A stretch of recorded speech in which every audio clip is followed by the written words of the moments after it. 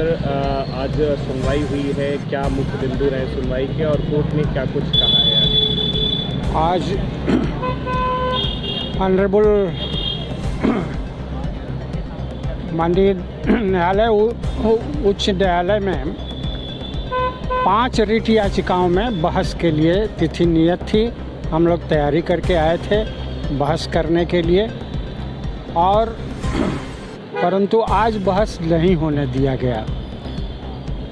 विपक्षी के तरफ से एप्लीकेशन अंजुमन इंतजामिया मसाजिद की तरफ से यह पड़ा कि पूर्व में ये याचिकाएं ऑनरेबल मिस्टर जस्टिस प्रकाश पाडिया की कोर्ट में था, जहां सुनवाई होकर के निर्णय में सुरक्षित था, परंतु एक व्यक्ति के कंप्लेंट पर ये याचिकाएं वापस मंगा ली गई ऑनरेबल चीफ जस्टिस के न्यायालय पे, और इन्होंने एडमिनिस्ट्रेटिव ऑर्डर करके और जुडिशियल ऑर्डर करके इस केस की सुनवाई स्वयं करने के लिए आदेशित कर दिया था।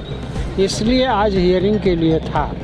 आज एप्लीकेशन मॉडिफाइडली यह प्रस्तुत किया गया कि उस कंप्लेंट देने वाले का नाम बताया जाए जिसने कंप्लेंट दिया था ऑनरेबल मिस्टर जस्टिस प्रकाश पाडिया के विरुद्ध। जबकि उसी प्रार्थना पत्र में बहुत सी ऐसे बातें लिखी हुई थी जिससे एकदम स्पष्ट हो रहा था कि इनको उस कंप्लेनेंट का नाम मालूम है। लेकिन मॉडिफाइडली आज जो है इस प्रोसीडिंग को टालने के लिए यह प्रार्थना पत्र दिया गया था, जिस पर दोनों पक्षों को माननीय चीफ जस्टिस महोदय ने सुन लिया है और इसको आदेश में रिजर्व करके आज और कल में आदेश देने की बात हुई है।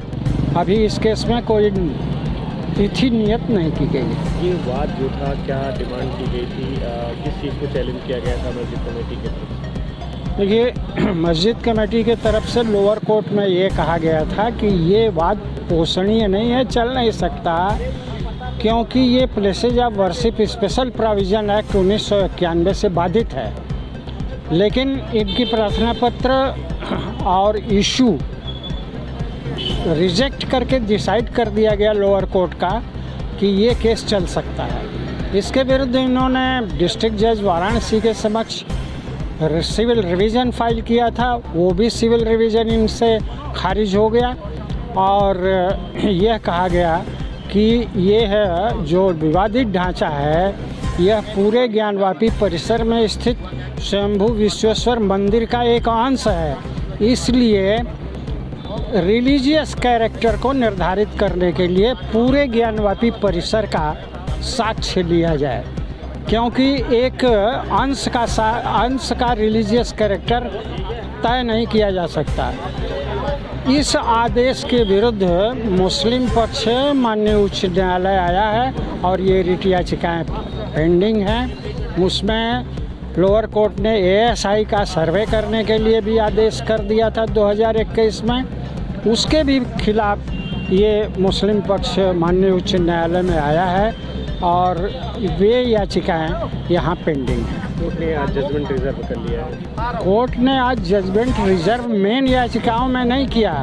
प्रार्थना पत्र जो दिया गया है कि कंप्लेंट शिकायतकर्ता का नाम बताया जाए, इसके बारे में अपना आदेश रिजर्व किया है। कल या परसों आदेश आने की संभावना व्यक्त की जा रही है। याचिकाओं को लेकर के मेन याचिकाओं में तिथि कौन सी नियत होगी, ये माननीय जज साहब स्वयं उस ऑर्डर में ही व्यक्त करेंगे। कंप्लेंट की गई है उसमें क्या आपका क्या तर्क है, क्या पक्ष है? कंप्लेंट गलत की गई थी, लेकिन जो बातें उसमें लिखी गई थी वह कुछ लॉ से संबंधित था।